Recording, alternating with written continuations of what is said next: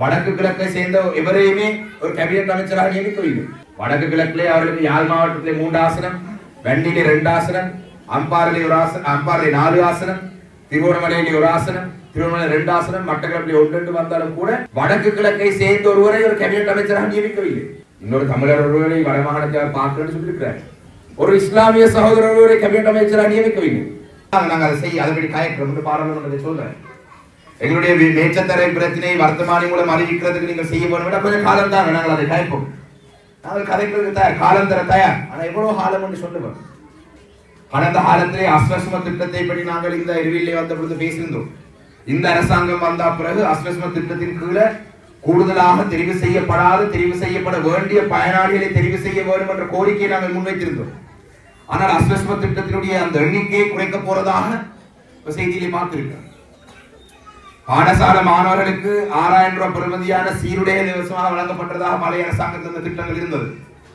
ஆனா இந்த அரசாங்கம் அந்த அஸ்வஸ்ம திட்டத்தை மாற்றி அமைக்கிறதனூடாக சில நேரங்களிலே அந்த 6000 ரூபாய்க்கு இலவசமான சீருடையை கொடுக்கிறார் சூழல் வரலாம். இந்த அரசாங்கத்துடைய செயல்பாடுகள் பல விடயங்களை நாங்கள் பார்த்து கொண்டிருக்கிறோம். நான் இந்த போராட்டத்தில் இருந்து ஆரம்பிக்கிறேன். ஐயா சொன்னது போல கடந்த கோட்டாபய ராஜபக்ச காலப்பகுதியிலே போராட்டம் செய்வது மட்டும்தான் வழி, பேச்சுவார்த்தைக்கு இடமில்லை. ஆனா இந்த அரசாங்கம் இன்னும் அப்படியான செயல்பாட்டிலே இறங்கவில்லை. பேசுவோம், முதல் பேச்சுவார்த்தையை ஈடுபடுவோம். மக்களுடைய பிரச்சனையை தீர்த்துக் கொள்வதுதான் எங்களுடைய முதலாவது பிரச்சனை. அபிவிருத்தி தலைவருடைய அவருடைய செயல்பாடு எவ்வாறு இருக்கின்றது நாங்கள் பார்ப்போம். அப்படி அவருடைய செயல்பாடுகள் எங்களுடைய மக்களுக்கு திருப்தி அடையக்கூடிய வகையிலே அமையவில்லை என்று சொன்னால் ஐயா சொன்னபடி மறுபடியும் போராட்டத்தை இறங்குறதுக்கு நாங்கள் தயார். ஆனால் போராடுறதுக்கு முதல் ஒரு நல்லிணக்க அடிப்படையில் பேசி பார்ப்போம். ஜனாதிபதியும் கூடாதவர்கள் நான் நினைக்கவில்லை. அவங்களுடைய ஒரு சில செயல்பாடுகளை பற்றி இப்பயும் சில விமர்சனங்கள் இருக்கு. வடக்கு கிழக்கை சேர்ந்த எவரையுமே ஒரு கேபினட் அமைச்சராக நியமிக்கவில்லை. வடக்கு கிழக்கிலே அவர்களுக்கு யாழ் மாவட்டத்திலே 3 ஆசனம், வண்டியிலே 2 ஆசனம், அம்பாரிலே 4 ஆசனம், திருவோணமலையிலே 1 ஆசனம், திருவோணமலை 2 ஆசனம், மட்டக்களப்பிலே 1 வந்தாலும் கூட வடக்கு கிழக்கை சேர்ந்த ஒருவரை ஒரு கேபினட் அமைச்சராக நியமிக்கவில்லை. இன்னொரு தமிழர் ஒருவரை வடமாகாணத்தை பார்க்கணும்னு சொல்லியிருக்கிறார். ஒரு இஸ்லாமிய சகோதரர் ஒருவரை கேபினட் அமைச்சராக நியமிக்கவில்லை.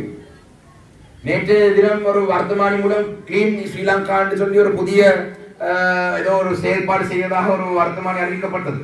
அதிலே ஒரு தமிழ் முஸ்லிம் பிரதிநிதி இல்லை. இலங்கையிலே நாங்கள் எல்லாம் இலங்கையராக வாழ்றதுக்கு நாங்கள் தயார், விரும்புகிறோம் தான். ஆனால் அதுக்குள்ளே எங்களுடைய அங்கீகாரங்களை நீங்கள் தர வேண்டும். இல்லாவிட்டால் போராட்டம் தான் செய்ய வேண்டியதாக வேறு.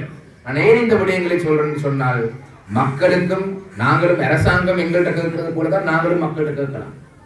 அரசாங்கம் காலம் கேட்கும் பொழுது நாங்களும் உங்கள்கிட்ட காலம் தான் கேட்க. செய்திகளை உடனுக்குடன் தெரிந்து கொள்ள உடனே சப்ஸ்கிரைப் பண்ணுங்க.